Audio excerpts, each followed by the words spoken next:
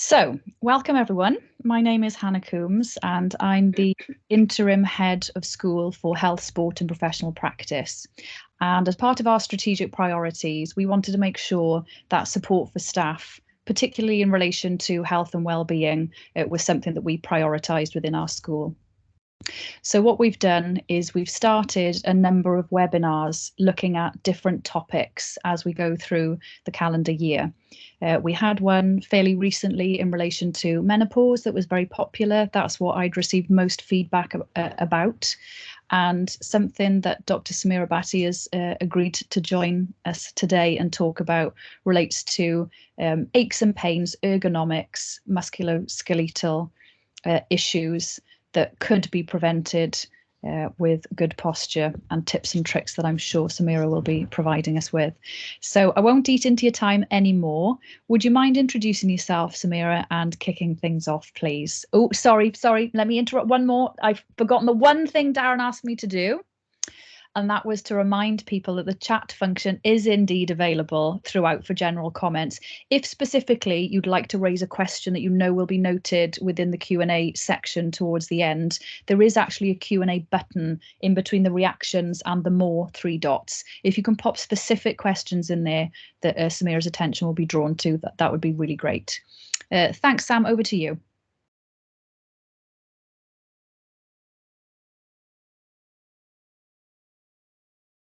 And she's frozen. We'll just give her a second to rejoin.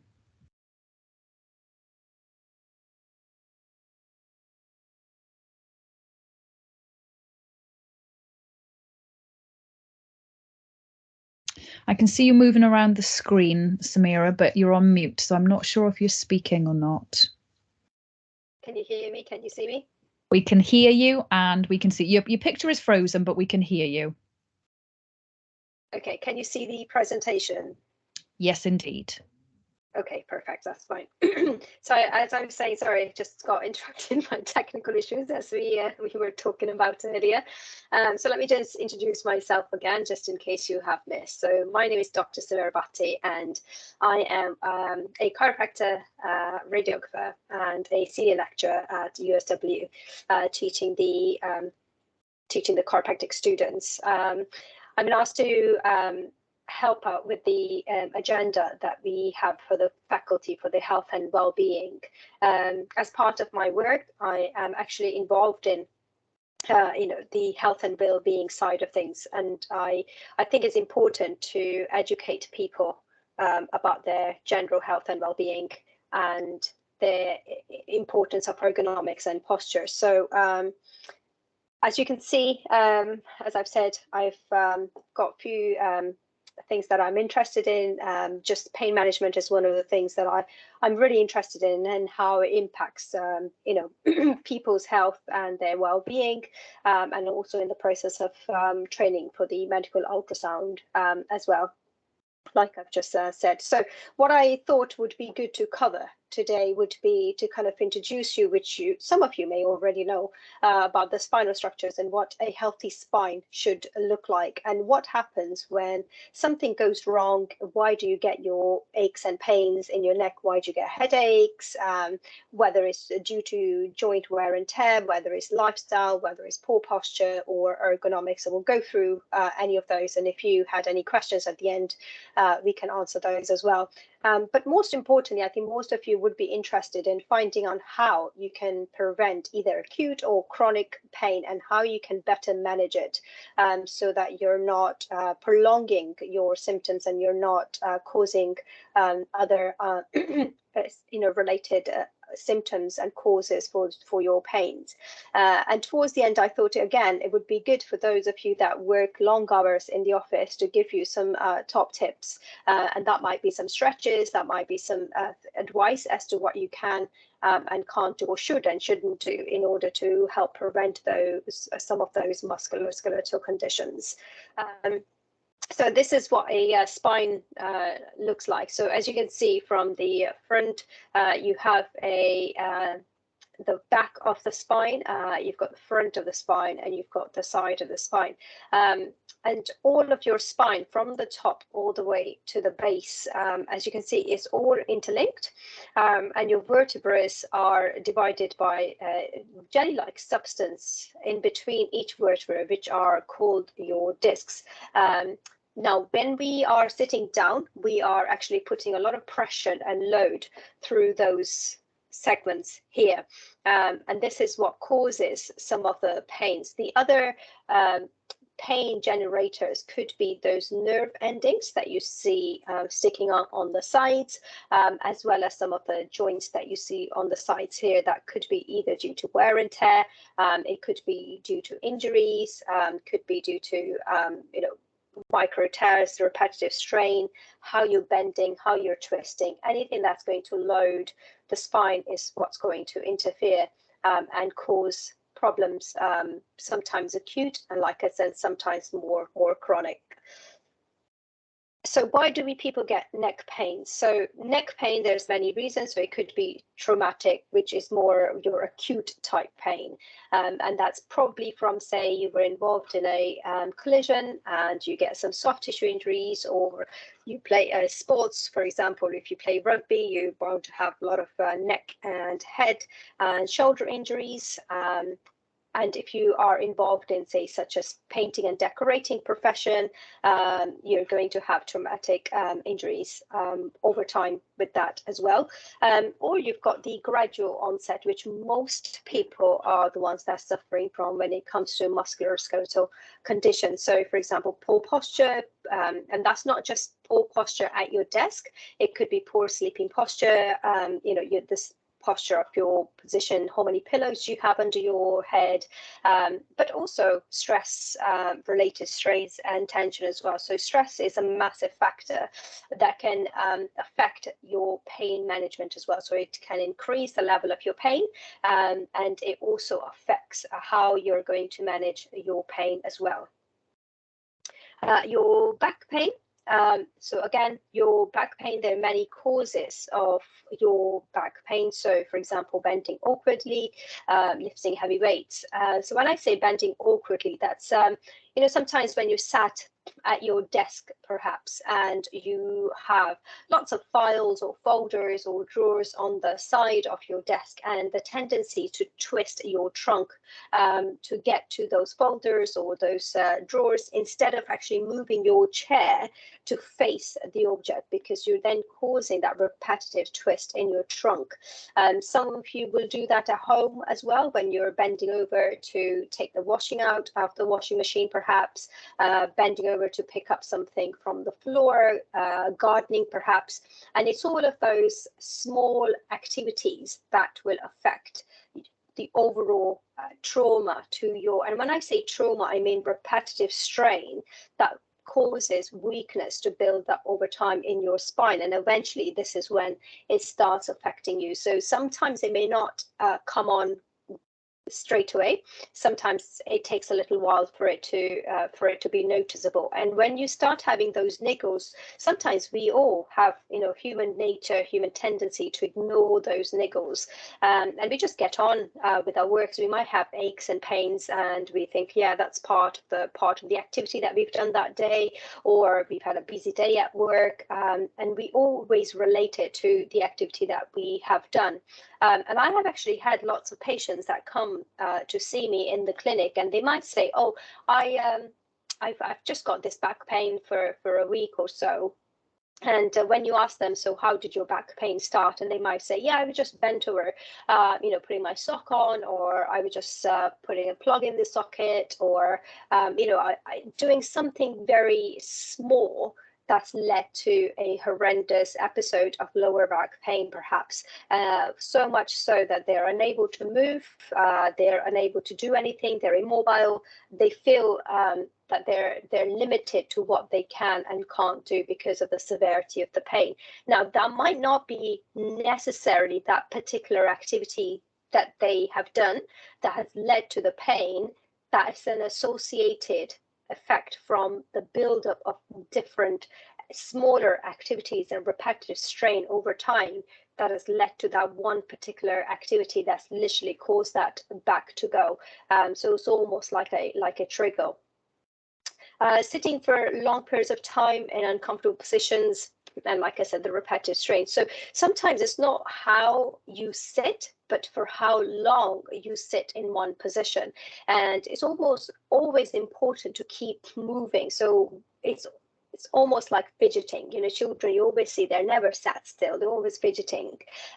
Whereas we kind of, when we stand, we tend to stand favoring one side, then the other. If we're sitting, we tend to lean to one side, then the other. So we're not ever sat in a symmetrical position, and we're not shifting our weights constantly from one side to the other to try and compensate for it. We're sat static. And sometimes when you're sat down at work, and I know it is difficult, you know, when you say, oh, you have to get up and move around every 20 minutes. Sometimes you're in the middle of doing something or in a meeting, and before you know it, an hour has gone past, 2 hours have gone past, 3 hours have gone, and it's lunchtime.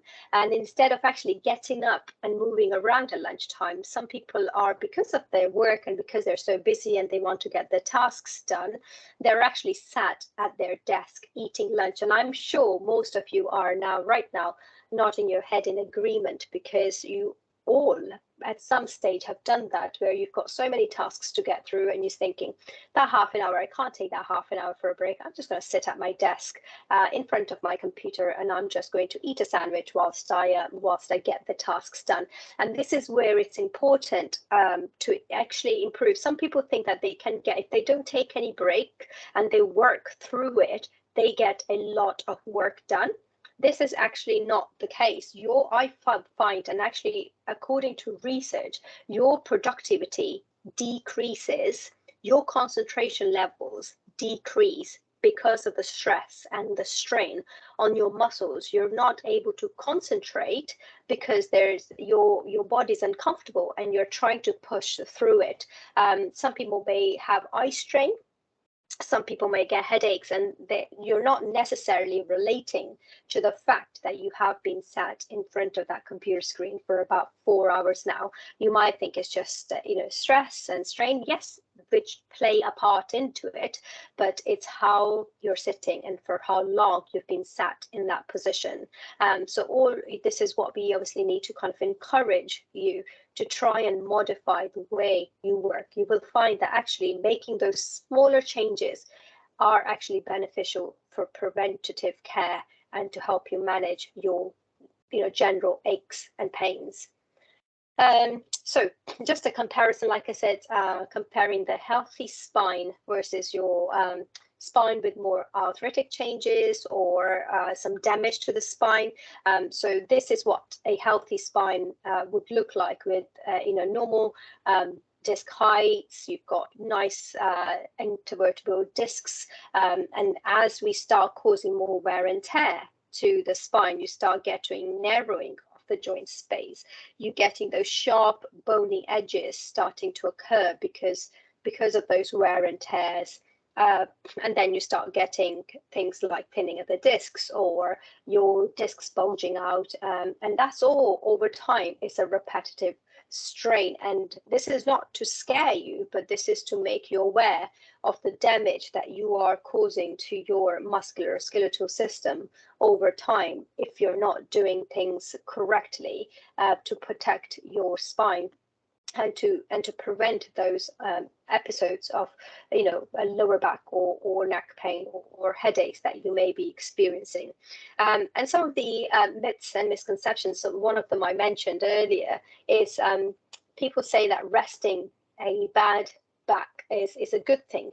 Depends how severe the back pain is, but actually mobility is important to keep those discs. So as you saw in the previous picture, your discs actually are full of fluid, and they are the ones that keep you hydrated, and it's important to keep them hydrated. And the only way to keep that fluid moving around the discs is movement, because as you will all appreciate and understand, that gravity is a very good thing, and it will pull everything down, but the fluid or blood has to has to travel backwards from the toes up to the head. So in order to do that, we've got to help the movement of that fluid, and by doing that, you're actually keeping the discs hydrated, which actually is a bit like, you know, oiling those door hinges that creak.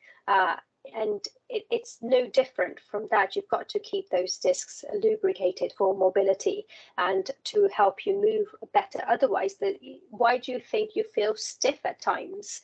That's because the discs are dehydrated and you feel brittle because there's you've got to allow for that fluid to move around, so you don't hear these sounds of, you know, the creaking sounds of the bones when you kind of move your head or move your back, and you wonder why they are creaking and making sound. That's because they need that lubrication.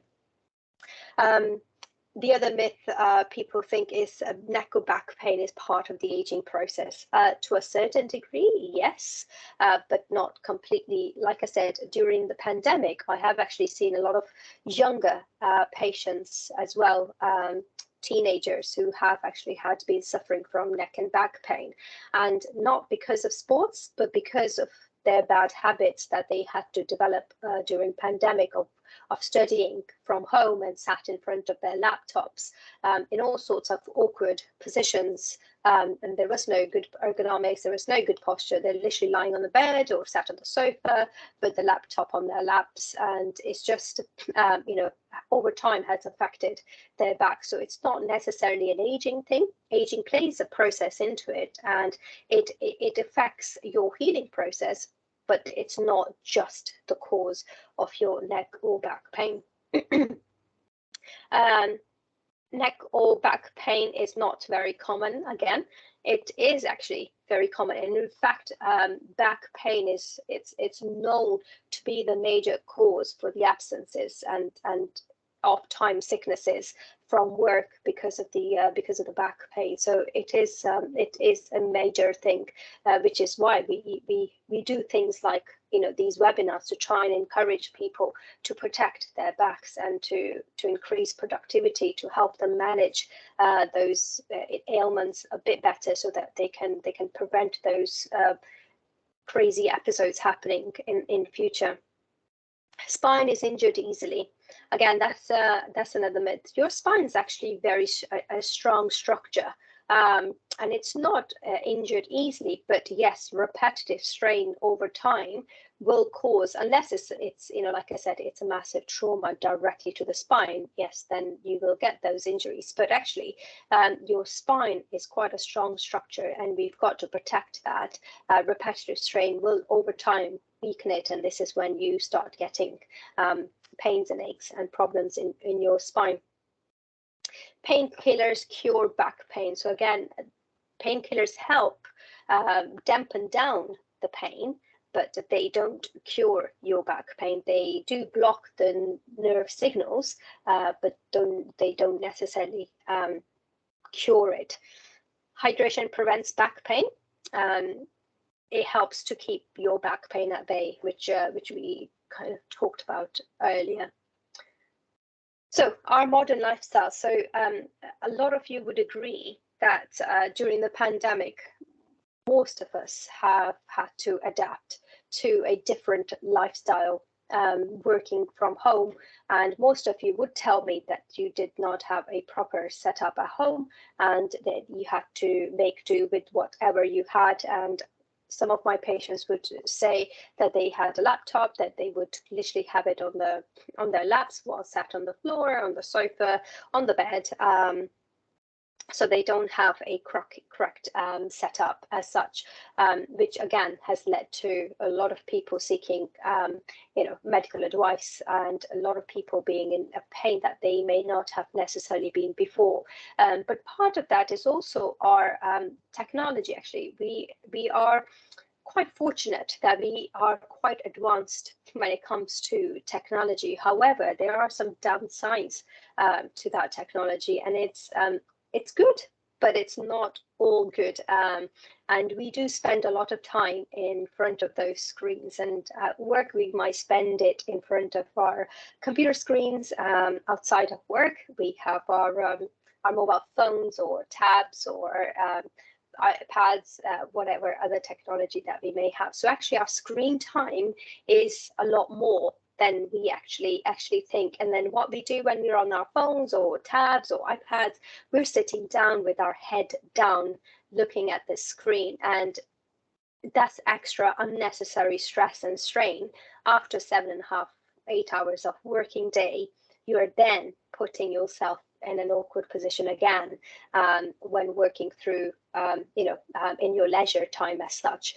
And according to the research, actually adults spend more than 7 hours sitting, while people over the age of 65, they spend 10 hours of sitting or lying down.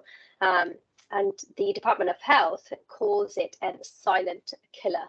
And that's just because of the reasons I've mentioned above. If there is no mobility, there's no movement, your joints are just going to get stiffer, you're going to be loading through your discs, and that's going to cause an impact, and over time it's going to cause pains and aches that you may experience. And some people actually don't, they get used to those pains and aches, so they don't see it any different. So then they actually relate that to just oh yeah, just a pain, just an ache, part of my work, part of my role. I hear that a lot actually during my clinical work when patients come to say, yeah, I've got this pain, I've got this ache, but yeah, it's part of my life, part of my work. But actually, you don't actually have to suffer from those pains and aches. You can get help, and you can prevent those from becoming anything more sinister. And as you can see, actually, UK's chief medical officers, their guidelines reports that you should break up sitting time with 1 to 2 minutes of activity. And that's not necessarily meaning that you have to go out for a quick run and then come and sit back down, or go for a quick jog and come and sit back down. It necessarily means that just moving whilst you're sat down. So change the position of your sitting. So if you're sat down, stand up and read, have a little walk around, instead of offer your colleagues to make a coffee or tea, just any excuse to get up and move around. Don't have lunch at your desk. Make an effort to go out for a walk after your lunch, or just anything that's going to help you moving throughout the day. Even when you're sat at your desk, it doesn't necessarily means that you have to jump up and down. It literally is change of position. So if you're sat down, just moving your legs around, moving your body, which is what just earlier I said about fidgeting, and just kind of moving. Even if you stand up at your chair, anything that's going to cause a break in that chain is going to help. This is just to kind of entertain you as to in person. I would kind of say to people, where do they put themselves into these if these had the postures in front of you? But it's very difficult when it's a webinar. But I'm sure most of you can relate to some of those postures that you see in front of you. So as you can see, this is a neutral. This is the neutral position, and then you have this one, which is known as the flat back or flat back, and then you've got the bridged arch back, and then leaning tower, head leaning towards, and then you've got the flat back, rounded shoulders as well. So there's lots of different types of postures that people adapt over time, and that adaptation happens where your body has had to compensate. So for example, if we take the first one, where's the spoon, flat back, rounded shoulders. So a lot of people, you see, they have a forward head carriage, and that's again coming from where I was saying about looking down on your screen a lot, so spending a lot of time on your screens. In fact, there was a research actually that was conducted, and they have actually it's a clinical diagnosis now. It's called text neck, and you may or may not have heard about it, but a lot of teenagers, they spend a lot of time on their mobile phones, and they literally feels as if they're glued to their screen, and their head is so forward down, and this is referred to as your text neck. So the more you kind of look down, the more you will have that forward head carriage. And because of that, if you have a forward head carriage, the gravity wants to pull you down. So the tendency would be for you to fall forward. So in order to stop you from doing that, you tend to compensate from the way you hold your back and your lower body to support it. So you put your shoulders forward, you round your shoulders, and then you have a rounded pelvis to compensate for that posture. And again, in this sort of posture, the leaning tower, where you've got the head leaning forward, but then you've got your back a bit more curved to try and compensate, and then you tend to lock your knees to try and stop you from falling forward. And I see that most often. That adaptation most often you'll see during pregnancy, actually, where as the tummy gets bigger and bigger, you arch your back to try and compensate for it. And then you've got your flat back, so there's no curvature, natural curvature in your spine, and then it's all straight, and then you end up compensating for it with your the way you hold your hips. But this is how your posture should be. So if I was to draw what I call the plumb line, all these points should match in the central. So your shoulders are nice and square, your head is in line with your shoulders, you've got a neutral back, and your knees are straight, but they're not locked. I'm sure many of you would relate to some of those postures. And then you can say, actually, I do hold myself that. Or if you haven't noticed it, stand sideways in a mirror and have a look. How can you relate to any of those postures? So some of the harmful effects of poor ergonomics. So like I said, there's lots of things that can go, that can be, it's not just your musculoskeletal system, actually. There's lots of other effects from poor ergonomics, poor sitting. And as you can see, it affects your head, your arms, your legs, your heart and stomach. And this is because when you are sat, we tend to slouch when we sit, just as it's shown in this picture here.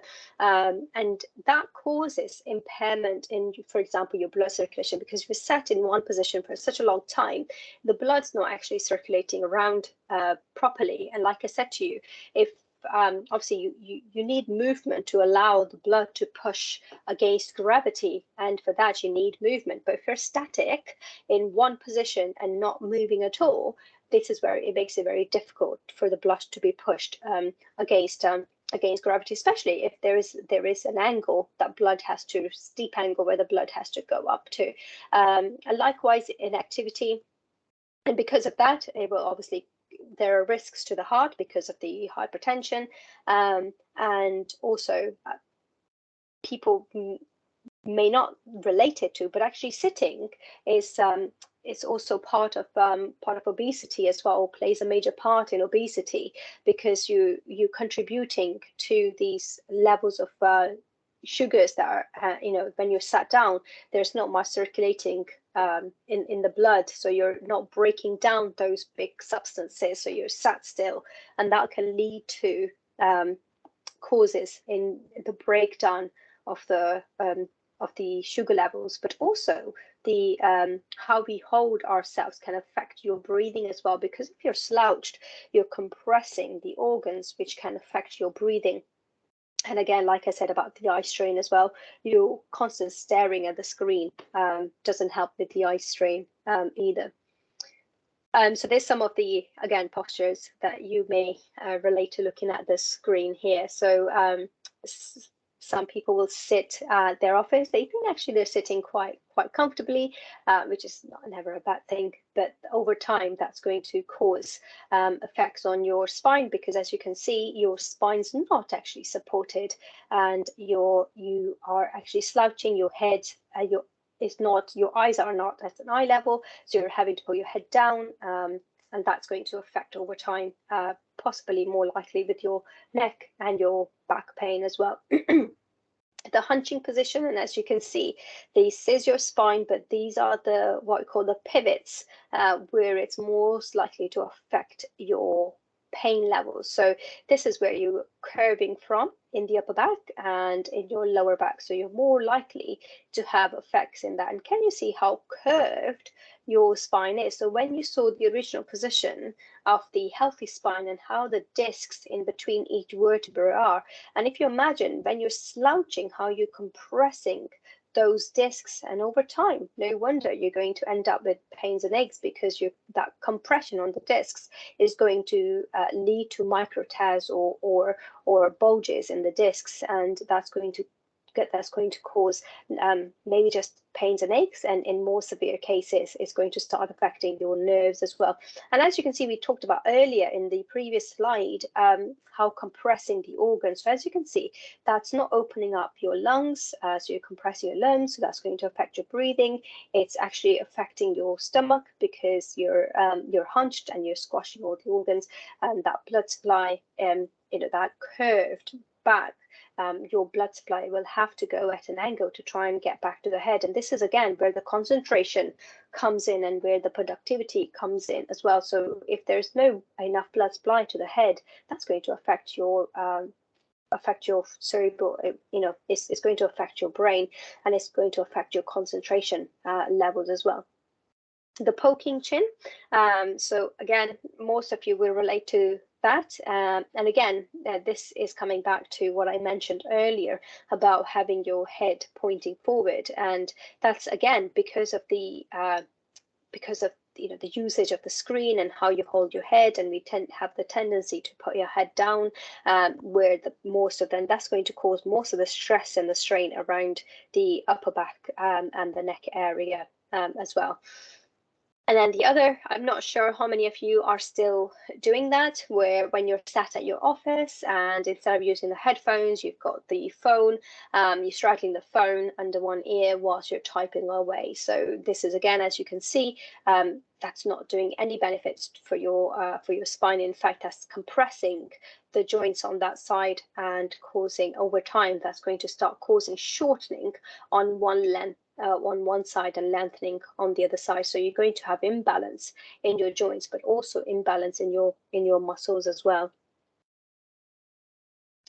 So the correct sitting position. So how should you sit? I'm sure every one of you is aware of how you should be sat, how your arms should be rested, how your back should be supported, how you should be so upright at 90 degrees angle, and your feet should be firmly placed on the floor. And if you can't reach them, trying to put something underneath, like a foot pad or a stool underneath, to try and bring your feet up. And I'm sure most of you are aware, but I know over time, the stress of trying to get the tasks done, you end up just kind of trying to get through it. And over time, you may start off with a very good posture, and then as the day goes, that slouching occurs, that hunching occurs, that chin poking occurs, and that all just then starts affecting your joints and the alignment.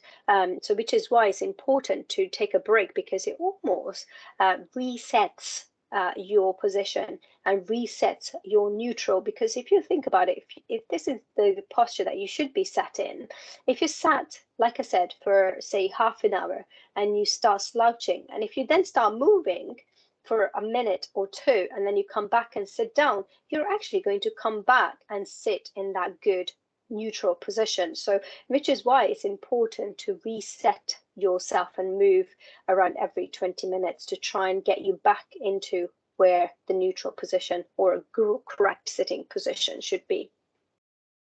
And this is just how you should be sat at your desk, again, which I'm sure most of you are aware. But again, during pandemic, I know it has been difficult when working from home and you had to make do with things that you had around the house, and you don't always have the correct seating position and the correct desk posture at home. But when most of you are back to work now, so please be ensured that you do have that correct setup at work to make sure that your height of the screen is height of your eyes, and again, like we were saying, avoid cradling the phone between your ears and your shoulders. Your arms should be rested and your wrist should be straight whilst you're typing. Sit stand desk if necessary, where you can change your position. Make sure you correct your seating height to your seating position rather than somebody else's. And also just some tips for using laptops. So, you know, use a separate keyboard and a mouse, for example. Place your laptop on a box or something of that sort to raise your laptop so that your screen is at an eye level. Use your laptop on a stable base, not on your in your lap. Like I said, take regular breaks before you actually start aching, and movement reduces the stress on the muscles and the joints, which we've kind of said many times before. So how can you prevent back pain? So I think I've mentioned a few times during this presentation now, is to avoid prolonged sitting. So it's the sitting, not necessarily just sitting, but any one position where you're static, it's equally bad. So if you're stand still for long periods of time, that's also going to affect your back, especially when the tendency is to lean to one side for a prolonged period. I always advise that if people are using the sit-stand desks, then they sit and they change their position to a standing position. But if they are standing, then please don't lean to one side, because again, you're just going to be loading through one side.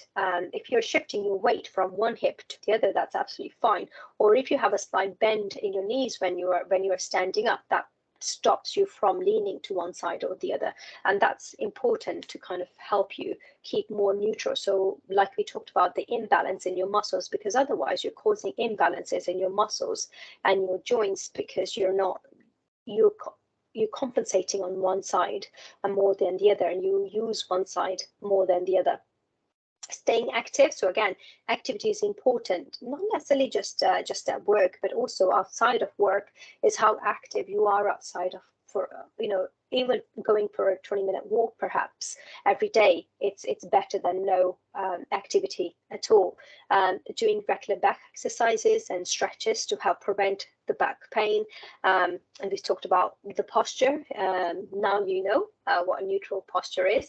So maintaining that posture, choosing the right mattress. So again, mattress is also important. We talked about sleeping position. So if you've got too many pillows under your head, your mattress isn't quite right, during the night, when that should be your resting and recovering time, you're not actually recovering, because your body is trying to fight against the pressures and the tensions and the support that's not actually there for the back. So my right mattress and pillows is equally important. And again, underlying health conditions and being overweight can also impact and cause the back issues to become a lot worse. Than they may affect somebody else more. They may affect you more than somebody else, and that also affects your recovery time as well. And so again, activity will ensure that. It's also almost like a vicious circle, isn't it? So if you are overweight, the tendency is, because you're in pain, your tendency is to sit a lot, and because you feel that if you move, you're going to causing pain and you're going to be making things worse, so the activity reduces. And in fact, you want to break that vicious circle, and activity is important as long as it's not causing excruciating pain. Like gentle movement around the house or in the office is important to keep things moving. So you're breaking that chain and you're trying to get more movement to reduce over time. That will help reduce and prevent the back pain. So what is a good activity? Most people ask, so what should I be doing? What activity is good? What isn't good? Am I overdoing it? Am I underdoing it? So I always say that daily regular physical activity. So you're looking at approximately 150 minutes of varied activity over a week. So that could be, say, 20 minutes of walk, brisk walk, using the escalator instead of the lifts. It's just an easy way of getting your steps in. Just trying to do some perhaps yoga, some Pilates, cycling if that's what you enjoy doing, swimming. So there's different types of activities that you can get yourself involved in. The only thing I would say is modifying the activity according to yourself. What moderate activity may be good for someone else. So for example, somebody may be okay to do vigorous activities like, I don't know, jogging or running, but actually you might be better with just some brisk walking and some water aerobics perhaps, or riding a bike. Some people might say that actually they enjoy riding a bike on hills or playing sports, yet for you, you might actually stick to just some yoga or Pilates. So I think it's important that the activity is modified according to your suitability and your ability to do that particular activity, because again, you want to get the level of activity right for yourself, not a generic exercise regime that works for everyone, because it may not actually work for you. You may end up causing more damage than benefit. So any activity that you do, and I always say start with the lowest levels first, and then gradually build it up to see what you can, what your body will allow you to do, and what you're able to do. So again, why should we exercise? Well, as you can see from the list, if you want to reduce the risks of things like osteoarthritis, wear and tear in the joints, things like which can cause over time thinning of the bone, which can lead to things like osteoporosis, which can lead to things like hip fractures, type 2 diabetes, heart diseases, breast cancer. So there's many benefits, as well as more, to boost your energy levels, to boost your mood, to help you with your depression, your stress. And actually, research has suggested fresh air is very important for your mental health as well. So sometimes, when you're sat in the office or when you're at home and you think you want to get the work done, you can't afford to take a break. But actually, if you break that activity of staring at that screen for the last 20 minutes and you don't know what you're writing, your thought process isn't quite engaging, this is when you kind of need a fresh air. So 5 minutes, even 5 minutes, a walk, and you come back fresh to it. And it's research proven that actually exercise helps make things a lot easier and healthier, not just your musculoskeletal system, but also your mental health as well. And it helps improve your sleeping as well. So if there's those of you that suffer from poor sleeping patterns, actually if you over time exercise is one thing that's going to help improve that as well. What are the adverse effects of exercise? So like I said to you before, it's not that it's bad for you, as a myth may say or suggest, but the health benefits, they actually outweigh risk. But as long as, like I said before, you vary your activity according to what your body is able to do, and it's according to your functionality and your movement, then that's important. Like I said, safe progression is important. So slow and steady and is better than rushing into higher activity and then find that actually you've injured yourself and now you're unable to do any activity at all. So slow and steady progress always helps. And the type of exercises I think that are important are more for your strength and conditioning. So working on your core, so things like, like I said before, yoga and Pilates, that's going to help strengthen your back muscles to try and help protect that spine. So variation of different exercises is important. And also, if you can also seek chiropractic care as well, which helps treat musculoskeletal conditions. So things like back pain, neck pain, sports injuries, and the aim of chiropractic care is to help reduce pain, but also improve your range of movement and flexibility. So here are some of my desk stretches for you. Things that you can do at your desk, and whether that's at home or at work, these are really important, that you kind of take a stretch, and you don't have to do them all in one go. These are actually designed for you to kind of take, say, pick one exercise, do that, next hour pick another exercise and do that, and then another hour pick another. And actually, if you do one exercise per hour, you've actually done 7 exercises in a day, and you've actually worked through all of your muscles during that working time, which is important. So as the presentation is recorded, you'll have access to those stretches afterwards as well, that you can have a look and try and do those during your working hour. Again, some of the neck stretches, some of the back stretches, and that is it. Any questions? Hi there, Samir. I'll just jump in. Thank you so much for that, by the way. I think Fiona summed it up well in the chat, where I think that many of us were sitting there readjusting our postures, trying to make sure it was okay. I think that the graph of the different posture types, I think that hit home for many of us in the office here. Yeah, we've had a few. Sorry, go on. No, I was going to say, carry on. Yeah, no, I was just going to say, when I do that face to face, you can see a lot of people there nodding their head and in agreement as to say, yes, I agree with that. But yeah, no, definitely. So we've had a few questions come through, if that's okay. The first one, of course, was someone asking what your thoughts are on stand-up desks, and whether this may obviously depend on standing posture, but whether it's arguable that poor seated posture or poor standing posture, whether one's worse than the other, and what your advice would be on that.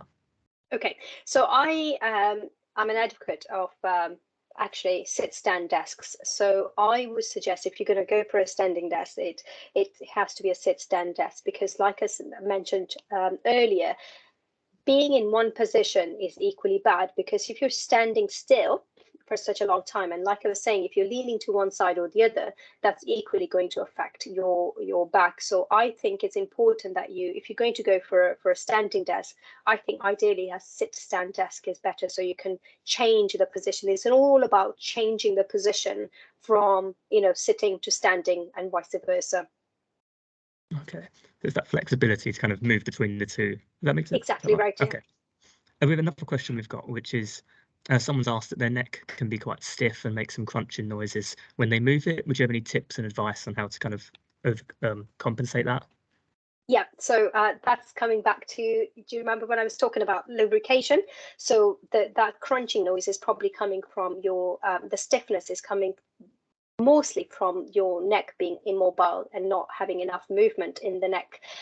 So I would suggest, if you can, just some gentle basic stretches that you can do for the neck on a regular basis. So literally just kind of doing a side bending. So just trying to see if you can touch your ear to the shoulder, keeping your shoulders pulled down, trying to look over your shoulders. So simple basic exercises that's going to help you keep your neck moving, because it's all coming back to the mobility and trying to keep that fluid pushed around the joints, and most of the time that stiffness, that crunching sound is coming from where your bones are literally grinding against the surface because of the lack of lubrication, so dehydration. So most of the time this is, and obviously if it's causing you other effects, such as like pain or causing you headaches, then you may have to kind of see if you can get some help from a chiropractor to see if they can help you with the correction of joint alignment, but also to try and alleviate some of that pressure.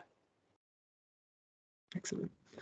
I said, well, I'll give some time for some more questions to come in. We've still got just under 10 minutes left. If anyone wants to find out any more information from you, Samira, is there any way you direct them to? Yeah, you can. I'm more than happy for you to share my email with them. Oh, excellent. Okay. Because I know it's your own chiropractic clinic, isn't it? I could always share the details for that as well. Yeah, that's fine. Yeah. We've had a slightly more light-hearted comment has just come in, which maybe not, which is someone has asked what the optimal number of pillows you'd recommend for good posture while sleeping. 1. Just 1? Oh. That's that one in. Straight to the point. No, I think sometimes it's really hard. It depends how thick your pillow is, and if you've got like 3 thick pillows, what you've got to remember is when you're lying down, your body, ideally, again, the sleeping posture that you should be in is a side sleeping posture. because that's the best position that you can be in for your back. So either in a fetal position or in a recovery position. So what you've got to do is take a picture from a side profile, and then see how much your head is higher than the rest of the body, and you will find you will not be horizontal. So if you have a one decent size pillow, not too thin, not too thick, just medium thickness, that's sufficient to keep your body in alignment. And then if you needed to put pillow in between your knees, that also helps with the overall posture as well. Excellent. That's it. We've reached the end. If anyone has any more questions, feel free to chuck them in the Q&A or even the chat at this point. Happy to answer them. We've still got a few minutes. I wonder, would it be worth sharing the slides, Samera, or if they're on the recording, I suppose people could access them that way, if not. Yeah, sure. Which slide did you want me to share? No, as in terms of when, just I've got the PowerPoint slides, if anyone would like them, if that's okay with you, I'm happy to send them on. Of course. I think at the desk stretches that could be useful. Imagine for many in the office even, they could print them out and stick them up. I want to see those stretches happening. I'm going to literally come around and watch people that are actually doing these exercises. Chiropractic walk around. That sounds right. Literally. Why not? So well, I'll give it a few more minutes, but if not, I'm happy, because you know what I mean, if no one's got any further questions, we can end it, and I could always say your email addresses should be well known and out there. If anyone needs to have any further questions, they can always direct them on to you. Yeah, that's absolutely fine. And you've got all my clinic details anyway, so yes. You can just, Excellent. I'll just wait for the chat to see a few people typing.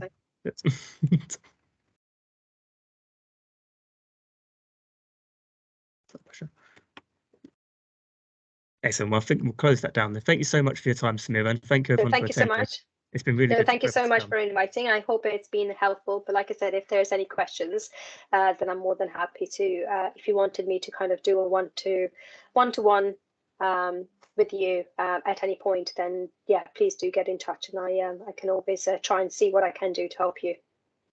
Excellent. And if anyone has any queries, needs any contact details, any information, please feel free to send me an email. Excellent. Thank you so much all, and have a great day. Thank you. Thank you all. Bye. Take care. Thanks. Bye-bye.